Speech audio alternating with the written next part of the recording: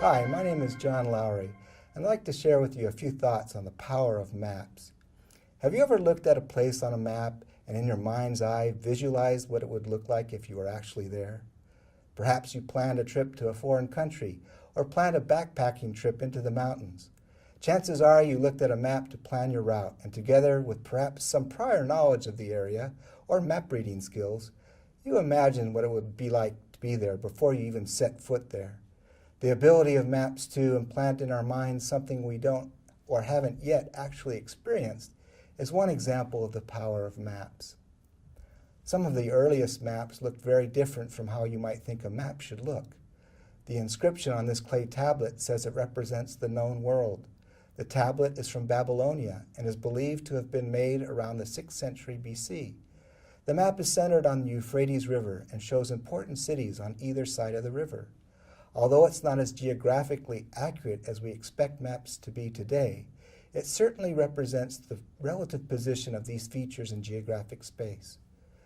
Just imagine, instead of having to read a written description of where the cities were in location to one another, a ruler could simply look at a map. That's quite an innovation. Moving forward, we come to the Middle Ages, a time when European traders were setting sail beyond the well-known waters of the Mediterranean Sea. During this period, maps evolved into useful navigation instruments.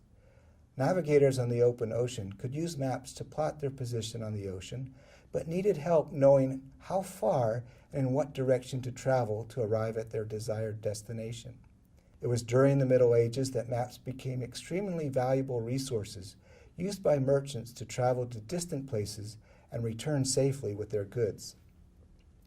As you can see, maps are made with a purpose, whether to govern, as in the case of the ancient Babylonian map of cities around the Euphrates River, or to help navigators find their way to distant lands and back again.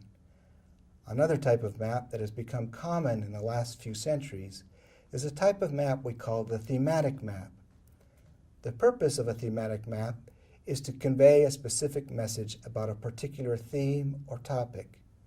Here's an example of a thematic map showing the likelihood of surviving an injury in countries across the globe. Countries in the darker shades indicate places where the injury mortality rate is high. In other words, places where you don't want to be if you get injured. For millennia, maps were made by a few people with access to geographic information and specialized skills in map making, the discipline we call cartography. We now live in a world of citizen cartography. Using a variety of web-based tools, the everyday citizen, even you, can create a map and publish it for the world to see. And you can ask people to share information about themselves on your website, such as some folks in Canada have done with the Canada Kiss Map, an interactive web map that allows people from around the world to share the location of their first kiss, their last kiss, even hot and heavy kisses.